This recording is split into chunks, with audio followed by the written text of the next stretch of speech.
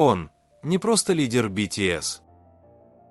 Он – человек, чьи слова вдохновляют миллионы, а мысли звучат глубже, чем музыка. Когда-то скромный парень из Сеула, мечтавший писать стихи, превратился в символ новой эпохи к-поп. Он соединяет интеллект и искусство, философию и рэп, мягкость и силу.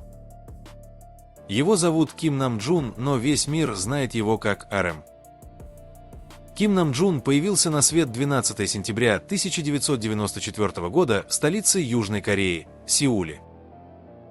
Детство он провел в спокойной, заботливой семье. Когда мальчику исполнилось 3 года, у него родилась младшая сестра, о которой он заботился с особой теплотой. Даже став знаменитостью, Намджун старался не раскрывать подробности ее жизни, оберегая родных от лишнего внимания. Позже поклонники узнали, что ее зовут Кёнг Мин, но девушка предпочитает оставаться в тени славы брата.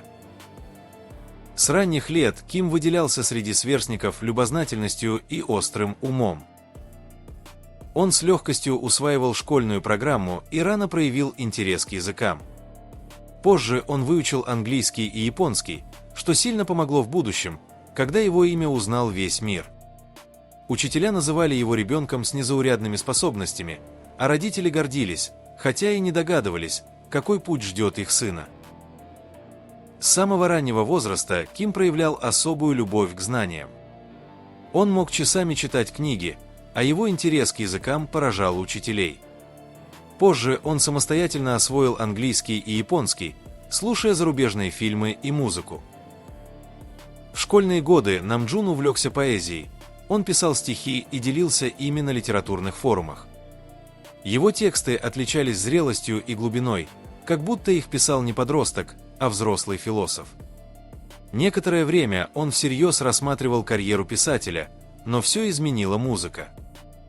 После того, как музыка вошла в его жизнь, Ким Намджун уже не смог остановиться. Он начал пробовать себя в хип-хопе, писал первые тексты и записывал треки под псевдонимом Ронч Ранда. Его вдохновляли корейские и американские рэперы, а музыка стала для него способом говорить о мире так, как не позволяли обычные слова.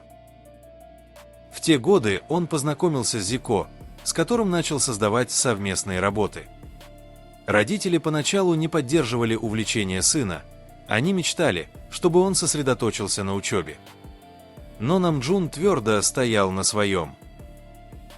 Он однажды сказал матери: «Лучше я стану первым среди рэперов, чем 5000-м среди студентов». И именно с этого момента его жизнь окончательно связалась с музыкой. Когда Киму Намджуну исполнилось 15, он впервые решился попробовать себя на большом кастинге. Он подал заявку на прослушивание в Big Deal Records, и хотя вылетел уже в первом туре, именно этот момент стал переломным. Среди судей оказался рэпер Слипи, который заметил талант парня и не забыл о нем. Через некоторое время Слипи рассказал о Намджуне продюсеру Бан Шихёку, основателю будущего Big Eyed Entertainment. Было назначено новое прослушивание, и на этот раз все сложилось. В 2010 году Ким подписал контракт с лейблом, даже не спросив разрешения родителей. Он понимал, шанс может больше не повториться. Так начался путь, который приведет его к созданию одной из самых влиятельных групп современности – BTS. После прослушивания Ким Намджун стал первым участником будущей группы, которая позже покорит весь мир. Именно с него началась история BTS. Он был не просто стажером, он стал ядром, вокруг которого собиралась команда. К ним присоединились талантливые парни – Шуга, Джей Хоуп, Джин, Ви, Чингук и немного позже Чимин. 3 года тренировок были испытанием, бессонные ночи, изнурительные репетиции, постоянные сомнения. Но именно в это время у Кима закалился характер настоящего лидера. Он не только писал тексты и участвовал в создании музыки, он вдохновлял остальных не сдаваться, даже когда никто в них не верил. И вот, 13 июня 2013 года, долгожданный дебют.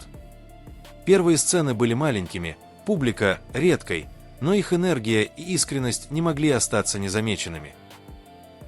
Так родилась группа, которая изменила лицо мировой поп-культуры. После дебюта BTS шли к успеху не мгновенно. Намджун, как лидер, стал лицом группы. Он говорил на интервью, писал тексты, соединял разные культуры и языки. Каждый новый релиз BTS становился событием, а клипы набирали миллионы просмотров за считанные часы. Ким Намджун всегда отличался от типичных айдолов. Он не просто артист, он мыслитель, философ, человек, который ищет смысл во всем, что делает. Пока другие отдыхали после концертов, он читал книги, писал тексты и рассуждал о жизни, искусстве и человеческих чувствах. В 2015 году он выпустил свой первый сольный микстейп RM, показав миру личную сторону своего творчества. 3 года спустя альбом «Моно», который фанаты называют альбомом для души. Это не просто песни, это признания, в которых он делился одиночеством, сомнениями и поиском гармонии. А в 2022 году вышел его студийный альбом «Индиго», занявший 3-ю строчку в Billboard 200. Музыкант доказал, что может быть успешным не только как часть BTS, но и как самостоятельный артист с уникальным мировоззрением. Несмотря на мировую славу, Ким Намджун остается удивительно простым и скромным человеком. Он не любит говорить о своих добрых делах, предпочитает действовать молча. В день своего 25-летия он пожертвовал более $80 тысяч в школе для слабослышащих детей, чтобы дать им возможность заниматься музыкой. Позже передал 100 миллионов вон Национальному музею современного искусства для издания редких книг и развития культуры в маленьких городах. Он также поддерживает проекты по сохранению корейских памятников и помогает молодым художникам.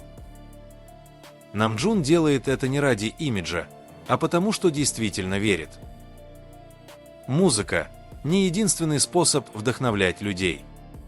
Иногда достаточно просто сделать добро. Именно это отличает его от многих, не только талант, но и человеческое тепло. Когда фанаты обсуждали его внешность, он откровенно признался, что единственная операция, которую он перенес, это исправление искривленной носовой перегородки, чтобы дышать свободнее. Он подчеркнул, что форма носа осталась прежней, а изменения во внешности – лишь результат взросления и тренировок. Никаких секретов, только честность и естественность, как и во всем, что он делает. О личной жизни Ким Намджуна известно немного, он сознательно держит эту сторону вдали от камер. Он не скрывает, что отношения в его жизни были, но не всегда приносили счастье. Когда-то в интервью он честно признался: «Может быть, я никогда не женюсь. Возможно, моя жизнь уже принадлежит музыке». Его идеал – не внешность, а душа. Он говорил, что ему близка девушка с мягким голосом, спокойным характером и чистым сердцем. Но сейчас его сердце полностью отдано искусству. Намджун часто размышляет о смысле жизни, о том, как важно оставаться собой, даже когда мир требует быть другим. В декабре 2023 года Ким Намджун, как и другие участники BTS, отправился на военную службу. Даже в армии он не перестал творить, писал, размышлял, делился мыслями с поклонниками. Весной 2024 года вышел его новый альбом Right Place – Wrong Person, занявший 5-е место в Billboard 200. Трек Come Back to Me мгновенно взлетел в чартах и стал номером 1 в 82 странах, доказав, что его голос и идеи остаются живыми, даже когда он временно вне сцены. Сегодня Ким Намджун уже завершил военную службу и вернулся к тому, что любит больше всего – к музыке. Фанаты по всему миру встретили его с теплом и слезами радости. RM снова готов творить, вдохновлять и делиться своими мыслями. Он доказал, что лидерство – это не власть, а сила оставаться собой, даже когда мир наблюдает за каждым шагом. Если тебя вдохновил его путь, поддержи это видео лайком, подпишись на канал и напиши в комментариях, кого из BTS ты хотел бы увидеть в следующем выпуске. Спасибо, что были с нами до конца. Пусть история РМ напомнит, даже тишина может стать музыкой, если в сердце есть правда.